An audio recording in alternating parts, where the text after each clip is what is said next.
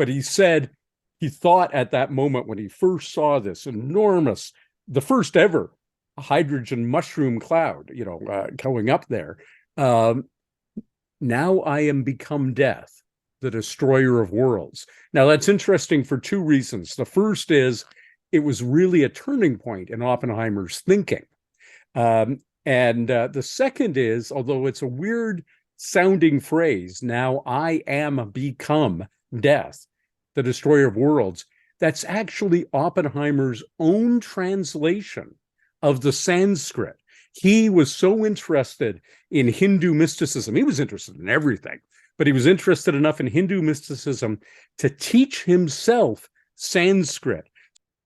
That was a snippet from my conversation with science fiction author Robert J. Sawyer, the author of the Oppenheimer Alternative. We discuss Oppenheimer, the development of the atom bomb, and the role of nuclear during World War II, today, the future on Earth and beyond. And now for the full interview. Welcome to Science Sci-Fi. Today we have a special guest with us for the second time, Robert J. Sawyer, the author of the Oppenheimer Alternative, the story of J. Robert Oppenheimer and the development of the atom bomb, but with a twist, quite a big twist, I would say. And so, Rob, how are you looking forward to the new Christopher Nolan movie? I would be looking forward to it a lot more if he had acquired the rights to my novel, The Oppenheimer Alternative. But what he did acquire the rights to is the Pulitzer Prize-winning biography, American Prometheus, The Triumph and Tragedy of J. Robert Oppenheimer, written by Martin J. Sherwin and Kai Bird. And Marty Sherwin was kind enough to give me a cover blurb for my novel. So I'm looking forward.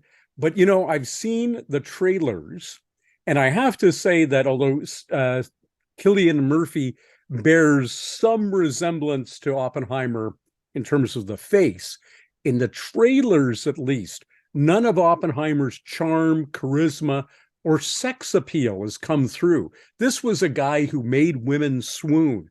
This was a guy who was considered the epitome of cool by his students at University of California, Berkeley. They imitated his mannerisms, his dress, his way of speaking, and the way, at least in the scene selected for the trailer that Cillian Murphy is playing it, is Oppenheimer as just a tortured soul, which he was some of the time, without any humor. So I'm looking forward to it, but I don't know if I'm going to be impressed by it. We'll see. We'll see. I've got an open mind. I have good expectation because typically he does good movies. Okay, so this is the first time you are being in the interview. The first time you interview was about a year ago. Yes. We talked about artificial intelligence, and just weeks before ChatGPT was released, that I personally think it's like the Trinity experiment, the nuclear test of AI, which could have a lot of great things to our civilization, but that's right. There's a lot of parallels. There's a lot of parallels, but the big difference is this: when the Trinity explosion, and then of course the bombings of Hiroshima and Nagasaki, immediately thereafter, the Atomic Energy Commission was set up in the United States. Immediately thereafter, there was government oversight and the beginning of arms control treaties. And the worldwide community came together and said, basically, we're not going to use this existential threat. Now, that said, there were over 1,000, atomic bomb tests, but in the 78 years now since the first atomic bombs were set off, none have been used against human beings deliberately since then. But in AI, it's been brought forward not by the government. It's been brought forward by profit-motivated private sector organizations without any oversight. And despite even many of the leading scientists saying now, hey, government, step in, this should be regulated, nothing concrete has happened here in Canada, in the United States, in Israel, in the European Union. Everybody is just kind of twiddling their thumbs and acting surprised that this is upon us now. As a science fiction writer, I would pull my hair out if I had any, because we've been warning about the potentially apocalyptic nature of that singularity when artificial intelligence is suddenly upon us. We've been warning about it since the 1920s, when Karl Čapek coined the word robot, right through, Asimov's stories in the 50s, through the Terminator films in the 80s and forward to today. And yet policymakers are going, oh, well, we didn't see that one coming. They should read science fiction. Yeah, indeed, they should. So let's start with the question. So first of all, the nuclear energy is probably the most condensed energy form we have, at least until we have antimatter. So if you take an example, the bomb that was dropped on Hiroshima or Nagasaki, the explosive material was something like 4.5 kilos, and Yes. it produced 20,000 tons of what was then one of the most energetic. Right. 20,000 tons of TNT, which was hitherto the best, the most powerful human-made explosive. Yeah. So it's about 7.5 or 7 million times more condensed. That's right. If you go to fusion power or thermonuclear, that could be even 30 million times more condensed. So this is an enormous amount of energy. And I would like to ask the first question, actually talk about the Hindu mythology, the Bhagavata, one of the famous, I probably didn't pronounce it properly. Bhagavad Gita. Gita. Yeah. Yes. Vishnu. Yes, and the most famous quote from it is, not only is it this quote that Oppenheimer did not say aloud. It'll be interesting to see if Cillian Murphy says it out loud in the movie. At least he didn't say it out loud at the Trinity test. He says he thought it. The first time I think he uttered it out loud was in a television interview on CBS to Edward R. Murrow. But he said he thought at that moment when he first saw this enormous, the first ever hydrogen mushroom cloud, going up there. Now I am become death, the destroyer of worlds. Now that's interesting for two reasons. The first is it was really a turning point in Oppenheimer's thinking. And the second is, although it's a weird sounding phrase, now I am become death, the destroyer of worlds, that's actually Oppenheimer's own translation of the Sanskrit. He was so interested in Hindu mysticism. He was interested in everything, but he was interested enough in Hindu mysticism to teach himself Sanskrit so that he could read the Bhagavad Gita in its original. And that formulation, the best known quote from that epic poem, is Oppenheimer's own phraseology. Now I am become death, the destroyer of worlds. George Kistiakowski, another person on site, said it perhaps more succinctly. He said, now we're all sons of bitches after the Trinity test. And that's probably also equally true. Yeah, so how does the Hindu mythology affected his personality, Oppenheimer's personality? So that's a very good question. So the Gita is a story of a reluctant prince being urged by Hindu spirit to assume the mantle that has been thrust upon him, to take up arms and take up a role. And Vishnu, the Hindu goddess of destruction, is urging him on, Arjun, the prince. So I think Oppenheimer, who, was a leftist, a left-wing liberal prior to the war, was certainly associated with the communist movement, although he declared constantly to the end that he had never joined the Communist Party. His wife had, his brother had, many of his students had, many of his friends had, but he was not a person who was looking to make weapons. His field of study was astrophysics. We can come back to that in a few minutes. But he was co-opted, in a sense. General Leslie R. Groves, who was some people say that Oppenheimer was the director of the Manhattan Project. That's not right. He was the scientific director, but he reported to General Leslie R. Groves, who was the person who had been chosen by Henry Stimson, the Secretary of War, to head the Manhattan Project. And Vishnu is Groves is standing in his Vishnu, and Oppenheimer is the reluctant Prince Arjun, who is being pushed towards becoming a warrior, something that he never wanted to be. A very difficult role for Oppenheimer, and yet it was one that changed the world, and that he took on brilliantly. He was even willing. He was a civilian, as were almost all the people involved in the Manhattan Project, except for security people and so forth. He was a civilian, but he actually said to Groves, "I would be proud. If you want to commission me, I'd be proud to wear a United States Army uniform, and you can commission all the scientists." Well, the other scientists pushed back, but Oppie was willing to go whole hog into this newfound role as an agent of the United States military establishment. Yep. Next question. I put because I'm specifically Jewish, and so we're going to talk about the Nazi Germany. Yes. And a lot of the Jewish scientists, or people like Enrico Fermi was not Jewish, but he, I believe, was married to a Jewish person. That's right. So yeah. a lot of people that were Jewish or had Jewish connection left Europe and came to the States, and it's kind of a brain drain on Nazi Germany and a boom for the Manhattan Project. Yes, a boom, so to speak, for the Manhattan Project. Boom. I know. Oh, boom. It's a little pun. So the question is, what do you think the role of anti-Semitism or racism in Nazi Germany means that Nazi Germany actually lost 100%.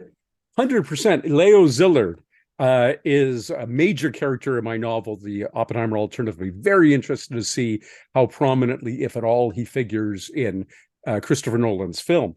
Szilard was a Hungarian Jew and an inventor, a previous collaborator with Albert Einstein. They held patents together, including on a refrigerator of all things. He had been H.G. Wells's foreign translation literary agent in Europe, and just a very fascinating character. But he realized just in time that Hungary, where he was living, Budapest, was going to be closed down by the Nazi forces. He got out on the very last train out of Budapest and fled to the United States, along with many of the people who were on the Manhattan Project had actually fled from Nazism, or like Oppenheimer, who was Jewish but who'd been born in New York City. His relatives were being slaughtered by Adolf Hitler and Hitler's henchmen. So there was very much a sense that the Jews had gotten out, and that their mortal enemy, and the mortal enemy of everybody at that time, was Adolf Hitler. And they were, including Leo Szilard, felt that the bomb was going to be a terrible thing. But if anybody was going to have it, it better be the forces of good rather than the demonstrable forces of evil, the Nazi regime in Germany, the Third Reich. So he went to Albert Einstein, and his driver, Leo Szilard, eccentric character, did not drive. His driver was Edward Teller, another Jew, another Hungarian emigre. And they went to see Einstein and said, "Here's a letter I've drafted for you to sign, to send to President Roosevelt, saying, there's a real risk here based on my work," Leo Szillard's, and Enrico Fermi's work, that not only is there potentially a superpower source, but less likely, but still plausible, a super weapons source. And the United States better start developing it, because the other guys are probably developing it. And that was the letter that started this whole thing. It was absolutely Hitler's anti-Semitism, the pogroms, Kristallnacht, everything that had been done against the Jewry of Europe by that monster, that directly led to the creation of the Manhattan Project. Now, as it turns out, as we all know, Hitler was nowhere near creating an atomic bomb. and in fact had abandoned essentially the project. Possibly, there's the great play Copenhagen, that postulates that he was deliberately misled by his scientists about the plausibility of making an atomic bomb, because they didn't want him to have it. Maybe that's true, maybe that isn't true, but it is true. They were nowhere near getting it when the Americans did in fact succeed in getting it. My wife, by the way, she's a Hungarian Jew. And, oh yeah. Polish Jew. And I'll say this was huge. The Jewish angle in this was huge because they failed. The Manhattan Project failed in its stated objective. Its stated objective was to develop an atomic weapon before Nazi Germany did, right? And Nazi Germany fell apart when all of that $2 billion that was spent in 1945, humongous amount of money on the Manhattan Project, failed to produce an atomic weapon by April of 1945, when Hitler did with a simple Luger what all of that technology had failed to do. He took himself out with a bullet to the head, at which point Szilard and a bunch of the other, particularly, mostly amongst the Jews of the Manhattan Project, said, we don't have to do this anymore. The threat is over. There's no need to continue making this horrible weapon. But that sentiment did not prevail, and they were pushed by Oppenheimer and others, including, of course, Groves, to continue with the project, and they did. I know there was some effort by Eisenberg, and there was some successful attempt to blow up the heavy water that Germany was trying to get from Norway, but you're correct that they were nowhere close to a nuclear weapon. That's right. That's right. And indeed, nobody was. Japan was working on it. It was espionage. And this is the thing. There's no such thing as a secret that's kept by one country for any length of time. It was espionage. The Manhattan Project's designs were, the Russians had them, and eventually the world got them because of espionage, not because of clever scientists elsewhere. There had never been a brain trust like the ones assembled under Oppenheimer at Los Alamos. Just the greatest minds in physics, probably of all time. Many of the fathers of quantum mechanics were there. So many significant people who had either already won the Nobel Prize, like I. Rabi, or who would go on to win the Nobel Prize were there. And just astonishing brain trust. Nobody else had that. There wasn't anything. Heisenberg was great, but Heisenberg was, one guy working with a bunch of lesser scientists. And I'll say something else, because you did raise the Jewish angle. That's fascinating. In Germany, all of the plum jobs went to experimental physicists, and they were not Jews. So theoretical physics, which under German science was considered high in the sky, not as practical, right? Very practical culture at that time in Germany, right? They were great makers of things. And so experimental physics was taken by the non-Jews, and that left theoretical physics, which ultimately was what the Manhattan Project hinged upon, to the Jewish scientists. And then, of course, they escaped, not en masse, but one at a time, here and there. Enrico Fermi flying in the undercarriage of an airplane and passing out during the flight as he tried to escape because there wasn't enough air. They all got away, but it was a fundamental error on the part of Germany when they said, no, we're going to cultivate experimental physics instead of theoretical physics, because the great breakthroughs come from the theoreticians. Yeah, so the war now ends, at least in Europe, but the war in Japan continued to rage. Yes. A lot of people today, I know not everybody agree with them, say that using the nuclear weapon on Japan was essential to save millions of Japanese lives and perhaps hundreds of thousands or millions of American soldiers. But in the book, you actually said something else. I argue completely the opposite. And I think a good look at history would make the case that the opposite was true. First, we have to look at, we've talked about what Oppie thought about at the moment of the Trinity test. He's now I've become death, the destroyer of worlds. And Kistikowski said, now we're all sons of bitches.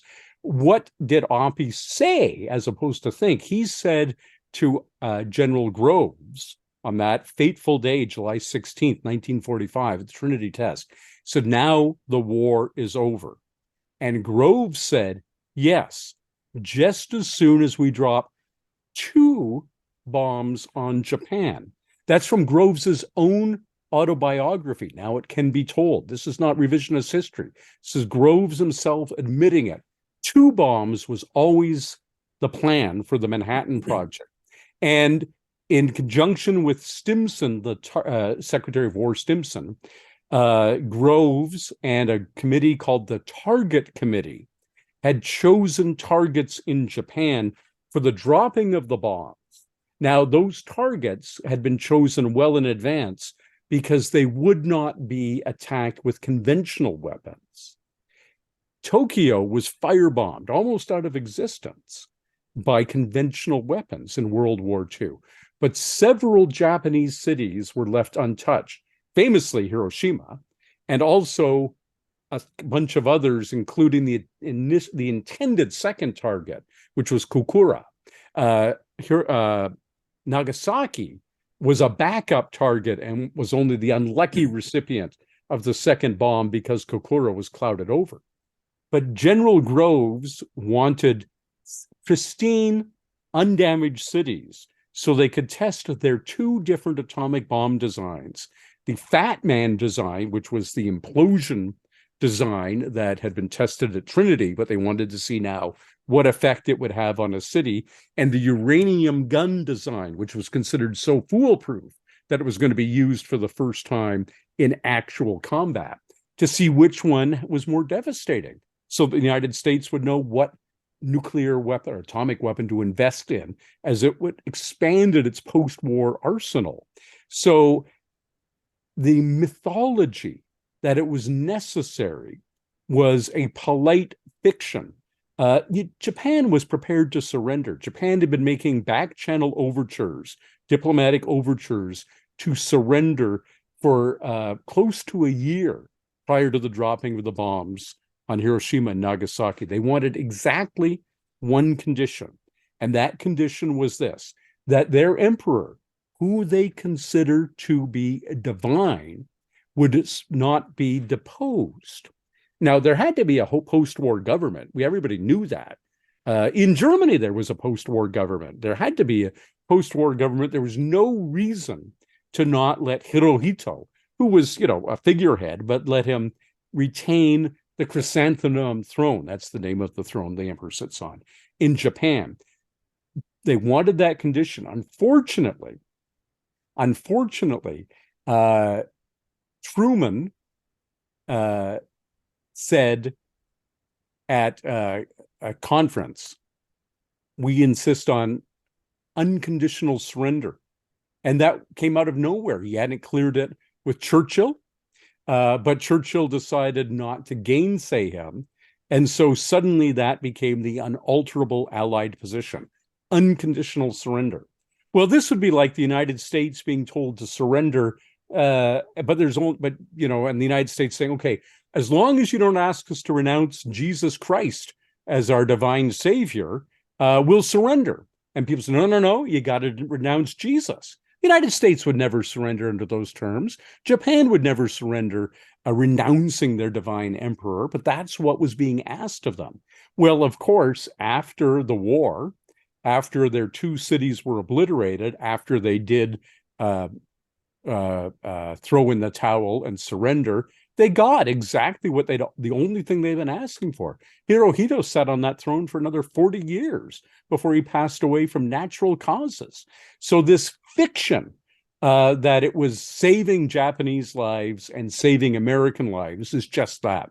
They could have had the surrender, but Groves and others wanted the war to continue, until they had tested their bombs on civilian targets. And it serves the Japanese, the post-war immediate Japanese remaining government, to go along with that fiction that it saved lives, because they had disastrously gone to war with the United States when they attacked Pearl Harbor. Right, the United States had stayed out of World War II. Canada went in, most of Europe went in, when Poland was invaded, when it started. The United States just sat there on its tuchus, doing nothing until they were actually attacked at Pearl Harbor. Only then did they join the war. They didn't care about what was happening. Their government didn't care. So it behooved but Japan had made this ridiculous, militaristically untenable decision to decide to go to war with the United States by bombing Pearl Harbor. And that decision, well, they had to say in the end, oh, there was no way we could surrender. We had to keep fighting, blah, blah, blah. They wouldn't let us keep our emperor, when in fact, that could have been arranged well in advance before Truman made his silly mistake. Actually, I said it was Truman. It was FDR who made that silly mistake. Forgive me. And demanded unconditional surrender out of the blue. No, it didn't have to happen. Those bombings never had to occur. Japan would have surrendered. The war would have ended without all that bloodshed. Okay. So nuclear energy, including nuclear weapon, that's a double-edged sword. Like Very much. Earlier. And so it has a blessed and a curse with it. So if you look only on the military side, the fact that the two most powerful superpowers had nuclear weapons, that actually, a lot of people say, that prevented World War III and World War IV, because nobody wants to fight on a nuclear weapon. Prevented so far, right? So far. Okay, so it's 78 years since the end of World War II. And you know what Albert Einstein said? I don't know what World War III will be fought with, but I know what World War IV will be fought with: spears and arrows, because we bombed back to the Stone Age. Yes, the United States and the Soviet Union did not go. They came close. They came very close in the Cuban Missile Crisis. Let's not gloss over that. They came really, Kennedy and Khrushchev were toe-to-toe, and Khrushchev finally blinked. But it came really close. So let's not pretend that as recently, what was that, 1961?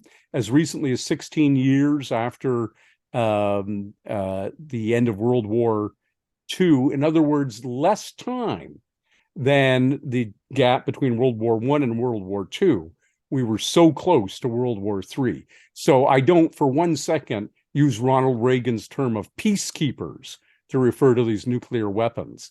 Now, the Soviet Union did fall. It fell because of the crushing expense back in the day of keeping up with the American arms race. The Americans won the arms race, but guess what? They are by no means the only nuclear power, are they? Right? Israel is a nuclear power. Pakistan is a nuclear power. India is a nuclear power. North Korea is a nuclear power. And all we need, and we've got, in some of those countries, we've got nutcases in charge. Putin is a psychopath. Kim Jong-un is a psychopath. And they have nuclear weapons. World War III may not have happened between the United States and Russia. It may not be the scenarios that were all played out by the Whopper computer in the movie War Games. But World War III may very easily happen if Putin gets pushed hard enough. He's already shown a complete indifference to attacking nuclear installations, nuclear power installations in Ukraine. Is he going to stop short of using nuclear weapons if push comes to shove? If it's losing face for him? I don't know. I do not buy for 1 second, Ron, that nuclear weapons have made the world a safe place or prevented World War III. Yeah, actually, the second part of the sentence I wanted to say that my preemptive strike stopped you from getting your second. Don't do that with nukes. So the other part was that we are currently nuclear war is an existential risk to humanity, and we have the doomsday clock. Closer than it's ever been. The doomsday clock, which figures prominently in my novel, there's a version of it right on the cover, which was created by the Bulletin of the Atomic Scientists, which was, Leo Szilard and others starting up the whole notion that there had to be a conscience in the atomic weapons research. It had to be people who were thinking carefully about this being an existential threat. So yes, now finish your thought. The doomsday clock is closer to midnight right now than it's ever been. Yeah, and but on the other hand, nuclear energy or nuclear material have a lot of benefits, from medicine to energy. Actually, I'm very pro-nuclear facilities for energy, but I'm not entirely sure today is what's going to save the world. I think now energy, renewable energy is becoming cheap enough, but definitely in the 1970s, we could have replaced a lot of the coal power plant with the nuclear power plant and reduce the risk of climate change. Not necessarily true today, but it was true in the last decades. We did not do that. We might have been able to do that at the time. We're stuck with the environmental disaster we made through a coal-based economy. And I'm well aware of the fact that you're in Calgary, Alberta, the coal country, oil and gas country, at least out there in Alberta. But okay, we didn't do that. I'm talking to you now on my computer that is powered by nuclear energy from the Pickering nuclear power plant, which is where Toronto gets its mixture of hydroelectric from Niagara Falls and nuclear from Pickering. So yeah, my air conditioning, which I turned off so we wouldn't have to hum, but makes my life comfortable here in summer, is nuclear powered ultimately, right? Absolutely.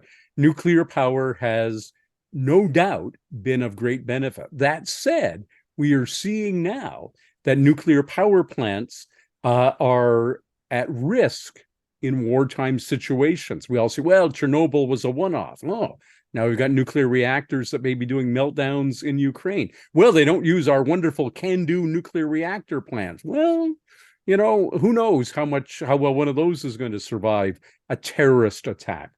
The reality is that there are renewable energy sources, solar, geothermal, wind, that don't produce waste.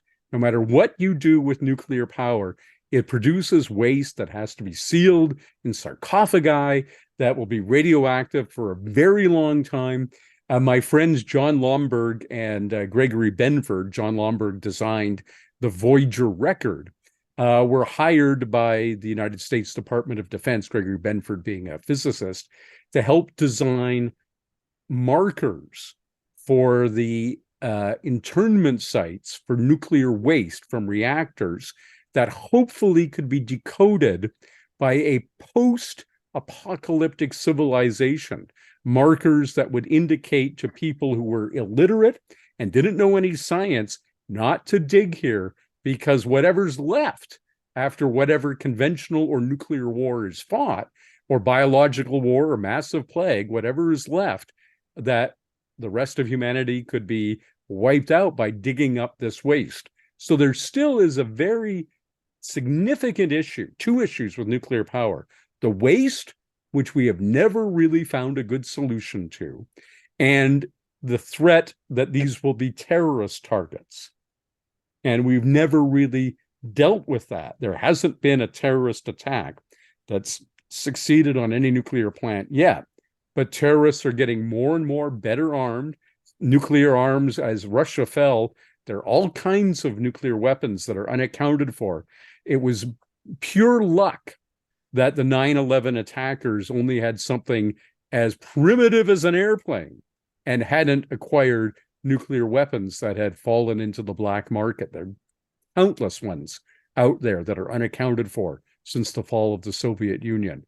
A nuclear attack by terrorists on Pickering or any CANDU reactor is going to be a big mess, no matter how many safeguards we built into it.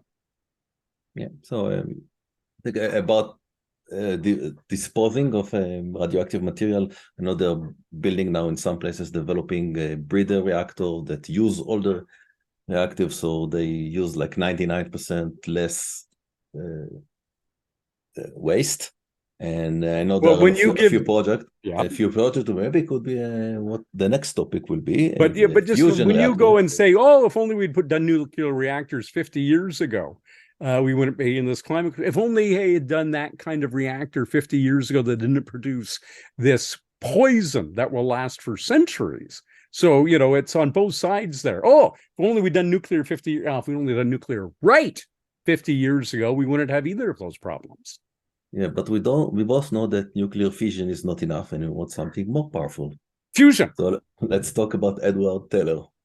Edvard Teller, Teller. a Hungarian Jew, um, and father of, so Oppenheimer is often called the father of the atomic bomb.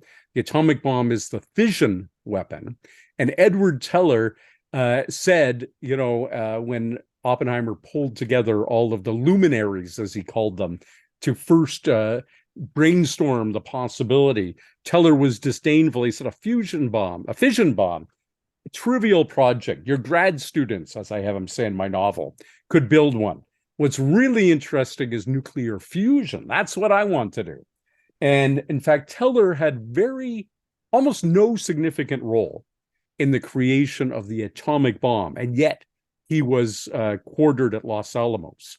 He said, I don't even want to work on that. I want to work on a much more powerful bomb. And this is true. In his office/lab at Los Alamos, he had a chart on the wall that he had made on the blackboard, actually, of listing various bomb designs. And along the top, along the x-axis, and down the y-axis, delivery methods. And he had ultimately his ultimate bomb, and the delivery method he wrote in was backyard. You didn't have to take it anywhere. It was a doomsday bomb. It would be so powerful that if you decided to set it off, it didn't matter where you set it off, it would wipe out everyone everywhere. And this was one of his projects. There are many people. Herman Kahn is the name that people have forgotten, but is probably the most likely template for Dr. Strangelove in the Stanley Kubrick film. But Edward Teller is certainly one of the others that went into that composite character, along with Johnny von Neumann. But Teller absolutely wanted to build. He was not satisfied with city killers. He wanted country killers. He wanted bombs that could commit genocide. An interesting role for a Hungarian Jew to take in life, but that was his goal, bombs that could wipe out whole nations. And indeed, he succeeded. He convinced the US government to, after the Manhattan Project, to go on and develop thermonuclear fusion weapons, the H bomb instead of the A bomb. And Teller, for good or for ill, is the father of that effort. What was the relation between him and Oppenheimer? Very strained indeed. So Oppenheimer indulged Teller and let him basically do whatever research he wanted, as long as he didn't interfere with the other scientists like Enrico Fermi and Hans Bethe, who were vigorously working on the atomic bomb. But Oppenheimer famously came under a security review board. And at his security review clearance hearing, and his clearance was revoked, many people spoke in Oppenheimer's favor, including I.I. Rabi, the Nobel laureate, Isidor Isaac Rabi. But Teller is the one who said that he wished America's nuclear program was in hands that he trusted more. And that led directly to the 2-1 vote to revoke Oppenheimer's security clearance. And Teller was ostracized by the physics community after that. They felt that he had done a terrible thing to Oppenheimer. Teller went to a reunion at Los Alamos, and nobody would talk to him. Other scientists wouldn't shake his hand. But Oppie and Teller, they were enormously estranged after that. And, who can blame Oppenheimer for, for this? Okay, so I wonder if it's okay if we go a little bit more into your novel. Yeah. Uh, like I was a bit hesitant because it may be a spoiler, but I No went to spoilers. I checked it on Amazon and that's what's written right up. All So right. I'll All right. talk about it anyway. So we're not talking about the original story, we're talking about the alternate history. Well, And this they is found something in the sun. Yes, this goes right back to where we started with that quote from the Bhagavad Gita, where Oppenheimer said, "Now I become death, the destroyer of worlds." And I wanted to contrive a circumstance where maybe he would get redemption. In fact, that was one of my working titles, the Oppenheimer Redemption, where instead of all of these great scientists, as I said earlier, the greatest scientific brain trust ever assembled, dispersing back into academia at the end of the summer of 1945, that something happens, an existential threat to the human race that causes them to stay together, and in hopes that they can stave it off, that together they can become life, the saviors of the world. And that is indeed, as I alluded earlier, Oppenheimer was an astrophysicist. He wasn't a nuclear physicist. It wasn't his specialty. He was an astrophysicist. And he and Hans Bethe, who was the world's foremost expert on solar spectra. In fact, that's the reason Bethe won his Nobel Prize for thinking he worked out what the fusion reactions in the sun were, carbon, nitrogen, oxygen cycle fusion. Well, in fact, that plays a trivial part in solar fusion. It's just regular proton-proton fusion that drives the sun. The sun's not hot enough for CNO fusion. Some other stars use it, hotter stars do. Our sun is, only 5,500 degrees Kelvin. At its surface, which is why it has that yellow color that we see. So Oppenheimer, Oppenheimer and Bethe, I contrive, realize that, in fact, Bethe was right, not wrong, that for the period of time where he took his solar spectra, that the sun was much hotter and was undergoing CNO cycle fusion. And the reason for that was an instability in the solar core that was working its way out of the solar mass and would cause, around about the year 2030, so still a little bit in our future, the entire photosphere, well, the photosphere is 5,500 degrees Kelvin, not that dangerous, and the corona, which is millions of degrees, it is the hottest part of the sun, to be expelled outward and to liquefy the surface of Mercury. Well, that's no great loss. It's not habitable. To rip the atmosphere off Venus and also just scour it clean, and to liquefy the surface of Earth, scouring it clean of life. So there was this existential threat. They've got about 70 years to solve it. And that's what the novel deals with, whether these scientists in this alternate history can find a way, regrouping at the Institute for Advanced Study in Princeton, New Jersey, where Oppenheimer and Einstein really were and Johnny von Neumann really were after World War II, to try and save the human race. And that's the hard SF underpinnings of my alternate history novel, The Oppenheimer Alternative, by me, Robert J. Sawyer. Yeah, so now the Earth is about to be destroyed. We only have 70 years. Up until now, we can argue that nuclear energies could be very dangerous, create a lot of waste to dispose. But if you want to go to space, and we don't want to rely only on chemical rockets that don't deliver a lot of trust, then we need nuclear. But yes, before we go to that, I just want to touch another issue. That's military driven projects versus a scientifically driven project. And I'm talking about very major mega projects that consume a big percentage of a country or a nation GDP.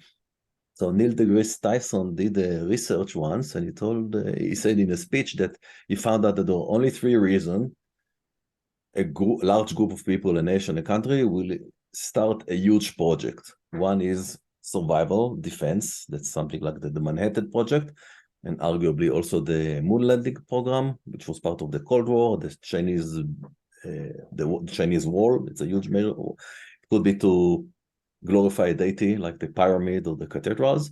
And the third thing is economical. That's the commercial market. So is it possible to embark in such a huge project without defense or military involvement? Well, without their involvement, probably no. Without their leadership, absolutely. At some time, I dearly hope before the end of this decade, the governments of the world will come together and undertake the massive project that's required to halt and potentially reverse climate change. That doesn't have to be a military project. And remember, the reason, Neil Armstrong set first foot on the moon, not Buzz Aldrin. Why was Neil chosen over Buzz? Neil was a civilian. Buzz was an Air Force, I think it was Air Force military man. And it was considered NASA was a civilian agency. It was only Donald Trump in one of his insane moves that decided that the United States needed a military space agency, Space Force, right? And the whole premise of going out into space was that it was going to be a civilian undertaking. Yes, they're military satellites, there always have been. But, and one of the 4 shuttles was designated for military missions. It was Atlantis. But in general, the space effort, including the Apollo effort, was a non-military effort. And absolutely, I think it's possible to do that. And the outcome of the Manhattan Project would have been extraordinarily different if its leader had not been General Leslie R. Groves, but had been, and not been, who reported to the Secretary of War, a position that doesn't even exist anymore. But if it had been perhaps, under the Secretary of the Interior, it had been under, as a project for ultimately leading to energy resources, it would have been very, very different. And it would have ended when Hitler died. And we never would have had nuclear weapons. We would have had nuclear reactors. Remember, we had those first. The first nuclear reactor was built under the tennis courts at Stagg Field at the University of Chicago. Leo Szilard was there, Enrico Fermi was there. They built it. We had nuclear reactors before we had nuclear weapons. We did not have to have both. We could have stopped with just one. It was only because it was a military project that we face this existential threat now. Okay, so we can now move to space. So, yes, if you're close to the sun, then even if we're not talking about propulsion, but just about providing energy to a colony, maybe on Mars as well, we can still rely on solar energy. If we get further than that, then solar energy is just too weak. And we although a lot of places like Io and others have great, not geothermal because it's iothermal, but there's lots of thermal energy sources. There's huge tidal energy sources. So, not all roads lead to nuclear. I know you want to say that, but there are all kinds of ways to harness power that are not solar and are not nuclear on the places that we want to visit. The tide energy, for instance, just on any of the moons of Jupiter is enormous, enormous. That's why Io is so volcanic, is because it's constantly churned by tidal forces from Jupiter. And Jupiter itself is a net emitter of energy. It's not a net recipient the way Earth is, right? Earth receives energy from the sun way more than it gives off. Jupiter radiates. So again, we can go way out into the solar system without necessarily relying on nuclear. That said, nuclear-powered rocket ships figure very prominently in the Oppenheimer Alternative. There was a legitimate design called Project Orion, not to be confused with the Orion beefed up kind of Apollo space capsule that's being used in Project Artemis. Project Orion, nuclear propelled spacecraft, was a post-World War II project. Freeman Dyson, who was also involved with the Manhattan Project, was very much involved with it. And it was an attempt to build nuclear-powered rockets that, and their slogan, as Freeman Dyson says, was Mars by 1965. They felt they could get human beings, not, we did have Surveyor and we had, a Mariner on Mars by 1965, but to have human beings there, it was felt plausible that we could do it. And ironically, it was some of the first nuclear arms limitation treaties, a treaty that forbade the explosion of nuclear weapons above the atmosphere, the No Space Nuclear Weapons Treaty, that put an end to Project Orion because it was propelled by shooting nuclear bombs out the rear end of the rocket and having them explode against a pusher plate held behind the rocket on big shock absorbers, and all those explosions, pop, pop, pop, pushing the thing forward. And the shock absorbers would take out the shock so the crew cabin wouldn't be going shaking crazy, but the shock absorber would be constantly. A design, they built a little test using conventional rockets that showed that it could work. They were serious about it, and it got killed because of arms limitation treaties. So, yeah, we could have had them. And of course, when the existential threat appears in the Oppenheimer alternative, we return to the notion of Project Orion, and it figures very prominently in my plot, as does the competition of chemical rockets as put forward by that Nazi war criminal whose all sins were forgiven in the name of the Apollo program, Wernher von Braun, who was put in charge of the Saturn development project, Saturn rocket development project, because he had been the principal architect of the V2 missiles that had been rained down on London and elsewhere, built with slave labor at Peenemünde. Yeah, that was actually my next question. Talking about Wernher von Braun, indeed the controversy characters. And I just want to add a little bit. Most of the nuclear propeller design we currently have, like a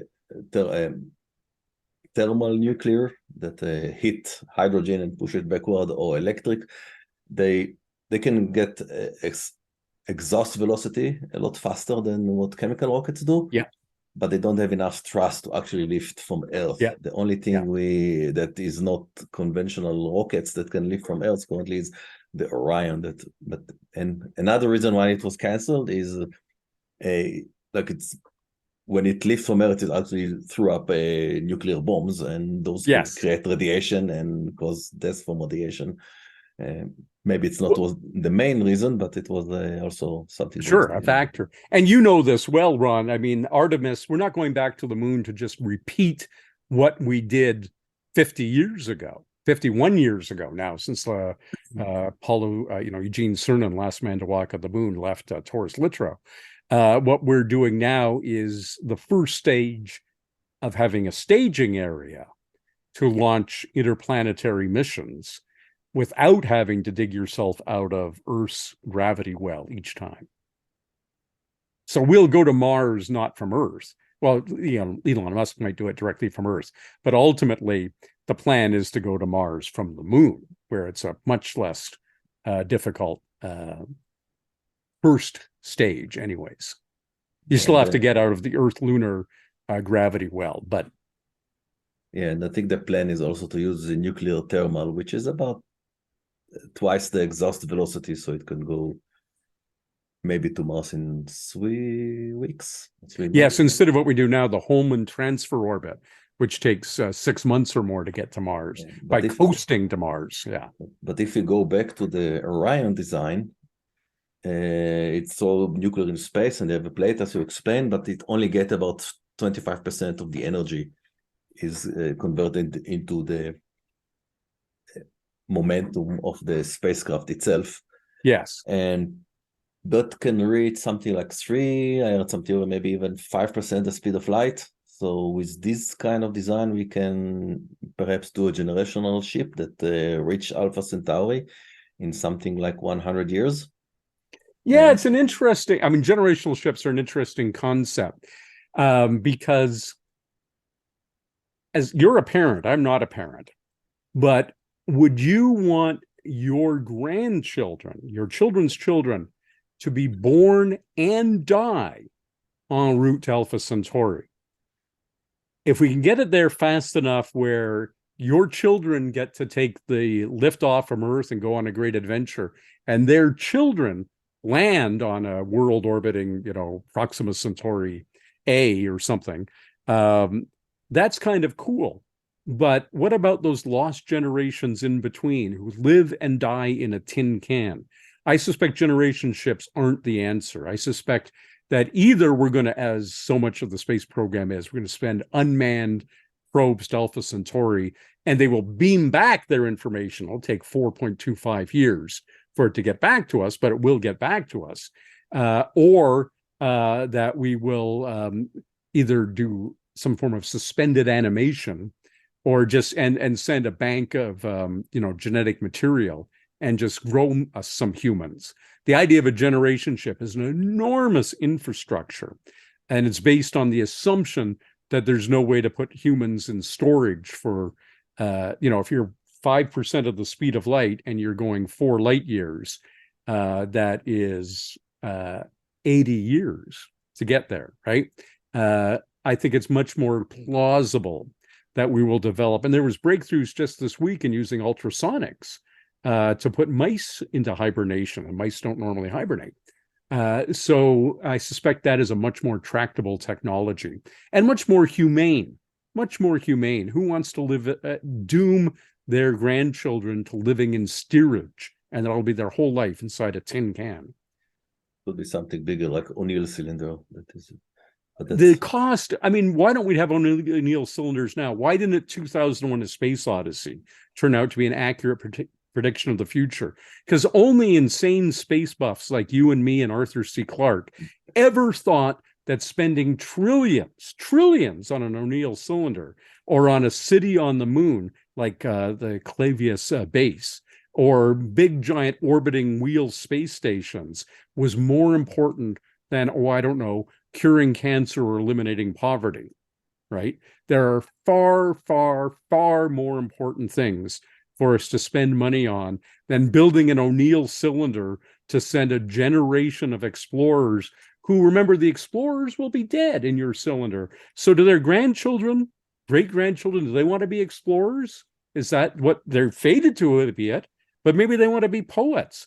Maybe they want to be, grunge guitarists. Maybe they want to be AI researchers. Maybe they want to be anything but people like Meriwether Lewis and Clark and the explorers of the high Arctic and Hillary and the others going up Everest. Maybe they don't want to be doomed to that fate of exploring a world that is going to be uninhabitable. It's the chances of there being a world around Proxima Centauri, a flare star that is inhabitable by human beings in shirt sleeves without spacesuits, are as close to nil as to be nil. So no, nobody is going to do this, Ron. Nobody. Makes a great science fiction story, but it doesn't pass the economic smell test, nor the compassionate smell test. Yeah, these people are going. It's like you saying right now, you know what I'm going to do? I'm going to put my daughter and her husband on a raft and have them row to Antarctica, and it'll take 50 years in a rowboat to get there. They'll die en route, but they'll have kids who will live on the raft, and they'll die en route, and they'll have kids who will land in Antarctica and freeze to death in Antarctica and never ask for that fate. Do you seriously, as a parent, contemplate anybody putting their children onto a generation ship and saying, you're going somewhere way less habitable than Antarctica, no air to breathe, no water to drink, and I'm dooming you to that fate because I'm a loving parent? It ain't going to happen, Ron, and you wouldn't do it to your kids. That's a lot to think. One scenario I can think is if there is something bigger than the corona that's going to destroy the entire solar system. Oh yeah, I mean Right? you can get on the Kardashev scale and eventually get to a point where we're going to move the whole galaxy. Why wait for Andromeda to get here? It's going to take millions of years. Why don't we just propel the Milky Way and get there? It's bigger than we are, or maybe we're bigger. They argue back and forth, but who needs just a couple of hundred million stars when you can have a couple hundred million more to harness the energy up? Let's harness the whole local group. Let's build a Dyson shell around the entire supercluster and get all that energy. Yeah, all those things are down the road, Ron, but none of them have to do with nuclear power being a good idea for spaceships. In the solar system to travel faster, I would argue that yes. It might be a worthwhile way to travel fast for travel. Yes. Yeah, and I know that I'm reading a lot of space news. I know that, and also nuclear fusion. They're now designed that you don't need a fusion bomb.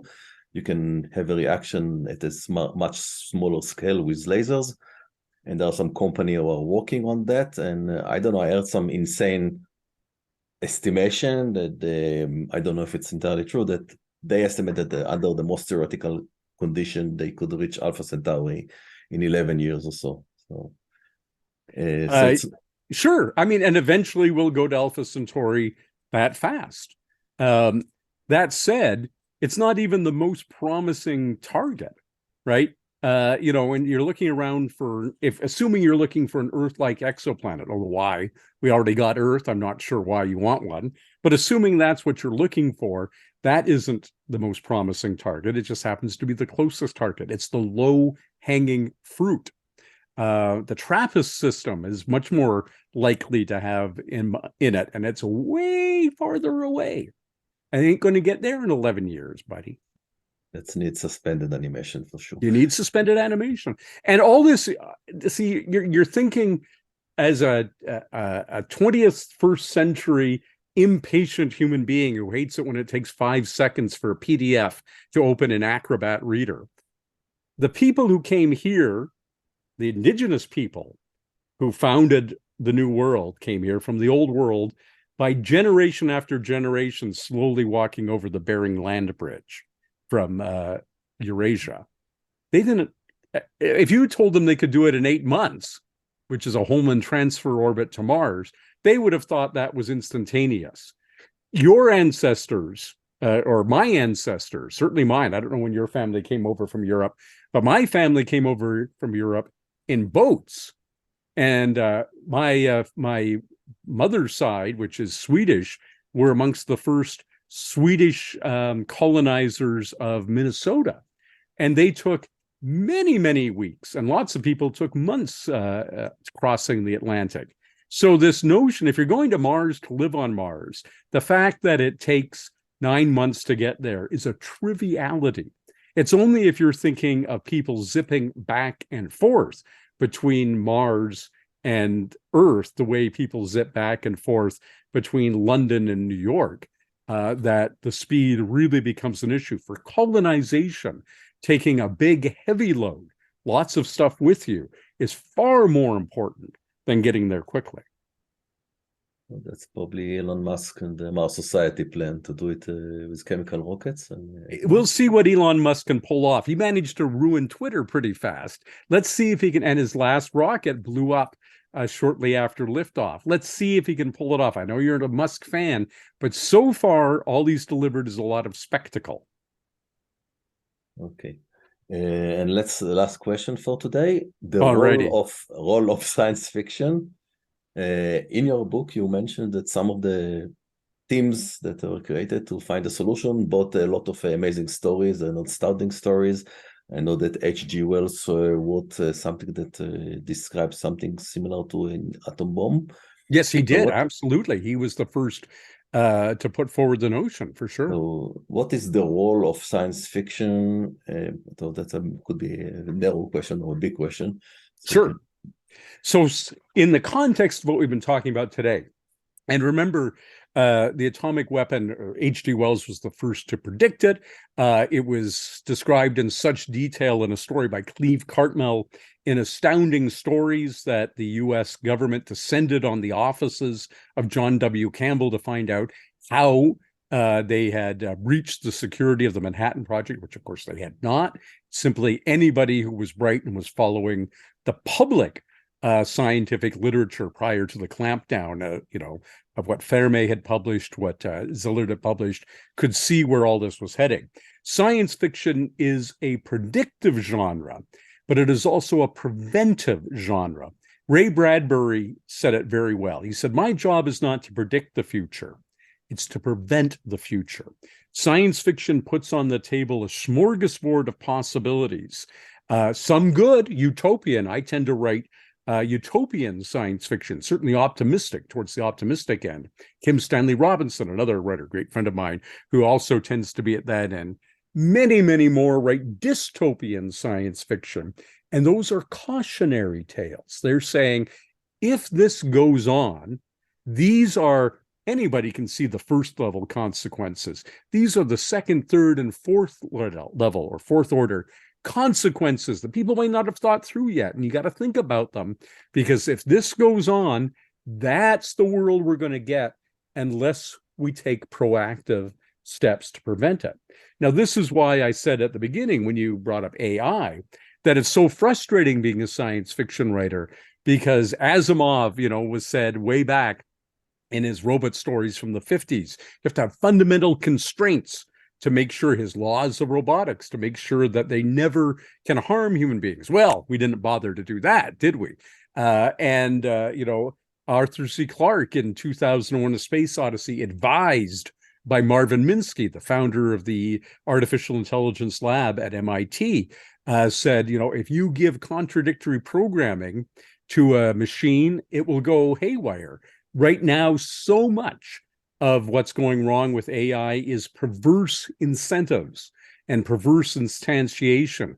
We ask it to do one thing, we expect it to act in a certain benevolent way, the way a thinking human being was, and it has no ethics, no morals, and no sharing of the human agenda, and it finds another way to do it that is very often a harmful way to do it. All of that was warned about in 2001, in 1968. We go on and on and on. So science fiction has put the whole smorgasbord. And that said, I said it needed to be on the table, the positive view of artificial intelligence. So my novels Wake, Watch, and Wonder, which actually recently, even though they came out 10 years ago, and I point out that each of them separately won Canada's top science fiction award, the Aurora, for Best Novel of the Year in each of its 3 consecutive years. Nobody else has come close to matching. Recently won another award from the Machine Intelligence Foundation for Rights and Ethics. MIFRE, as it said, has an award for works of media that portray positive win-win scenarios for AI and humanity. And that's what my Wake, Watch, and Wonder, my WWW trilogy, is all about. So I'm not necessarily negative about this or about nuclear power, but the role of science fiction, to ultimately answer your question, is to put the whole range of possibilities from the very worst to the very best, let humanity research them. And I think it's great, by the way, that our leader here in Canada, Justin Trudeau, reads science fiction. It's a pity that nobody in a senior level of government, as far as I can tell in the United States currently, reads science fiction. But that our policymakers, our electorate, the voters, will have a smorgasbord of choices to choose from. That's science fiction's predictive role. And it is absolutely essential. And I just wish more people paid attention to the incredibly interesting works on nuclear energy, on artificial intelligence, on the future of commercial space travel, which you're a big fan of, commercial of government-run space travel, which I'm a big fan of. All of that, the pluses, the minuses, and the hidden follow-on effects are explored in the pages of science fiction. Including the climate issues? Climate issue, I should have mentioned that. Cli-Fi is the nickname that's given to sci-fi that deals with climate change. And I mentioned Kim Stanley Robinson, but I'd be remiss not to mention also Paolo Bacigalupi, who is a Hugo winner, Nebula winner, and a John W. Campbell Memorial Award winner of all the three big awards that I've also won, for his very thoughtful work in the area of climate fiction. Very much a lot of science. And we were warning about this so long ago that it's frustrating that people say, oh, well, how come nobody told us that, we were going to end up with this horrible circumstance? Okay, so thank you. And where can people find you or find your books, and in case they want to get a signature? Could it be at sfwriter.com? I was the first science fiction writer in the world and the first Canadian writer of any type to get a website. So it's been online since 1995, over 1 million words of text about science, science fiction, samples of my books, essays on various topics. So check out sfwriter.com. To find out all about my work. The Oppenheimer Alternative, my latest novel, it's available in print at better bookstores everywhere, or not, have them special ordered if they don't have it in stock. Certainly available at Amazon. It's available in ebook format worldwide, and it's also available in a wonderful audio book version. Josh, the fellow who read it, does all of the different accents, all these different European accents, the Italian for Fermi, the Hungarian for Teller, and so forth. The German for Einstein, nails them all. Just brilliant. So audiobook, ebook, print books, the Oppenheimer Alternative, out there by Robert J. Sawyer, and all that information on my website, sfwriter.com. Yeah, I read the ebook version, but I do want to buy the sign version. Well, you and I will both be at When Words Collide, a wonderful convention coming up in August in Calgary, Alberta. And by all means, Sentry Box will be there selling the book. So get a copy there, and I would be my honor, my friend, to sign a copy to you, Ron Friedman. Yeah. So for the viewers, I recommend the book, and I would leave a link in the description. So thank you very much for this, to be here, to be interviewed. Let us hope we all live long and prosper. prosper. Take care, my friend. Thank you, and bye-bye.